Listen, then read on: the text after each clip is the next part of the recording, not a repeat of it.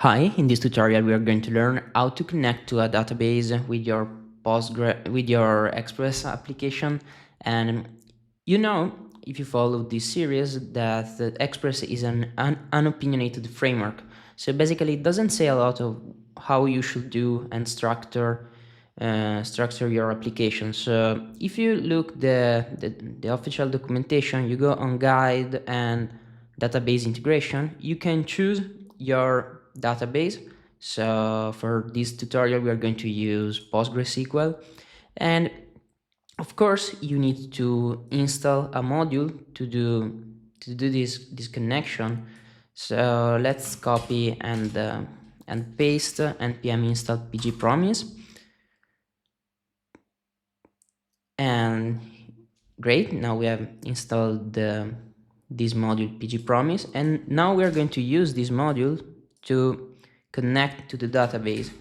So let's paste this here. Here you have pgp require. You are importing the new module, and here you have the connection string. Now this part is right. This will be this is based on what you did on your local machine. I've already installed Postgre on my local machine, and usually I use dbeaver to do operation on the database. Here you can see the connection is Postgre, localhost 5432, and the name of the database that I want to connect is test. And here I have a table, new table with 2 columns and so on. Now, while installing my database, I've used username Postgres and password Postgres. Host we must change with localhost, and port we already said that it's 5432. The name of the database is test.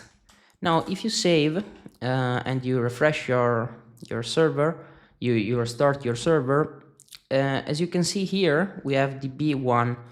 That means take one result, and if everything is working correctly, let's print this console log data.value. If there's an error, you'll see the error.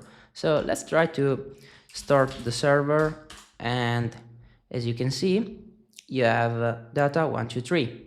So everything's working correctly. If you stop your server, clear the console, and try to change this test with test error. This isn't right because we've changed the database name. So let's restart. And as you can see, you have an error inside the console, and the fatal database test error does not exist. So stop the application, and let's fix this error and use wrong password. Wrong. Restart your server.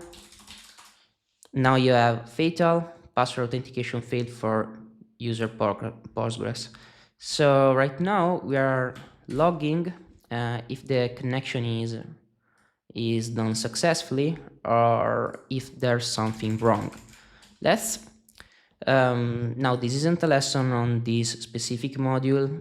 On this specific pgpromise module, you need to look the documentation to understand the various operation that you can do with this module. But here you can, if you want, you have these you have a lot of commands that you can invoke. You have a lot of function you can use. For example, result, and here you can say select. This is just an example.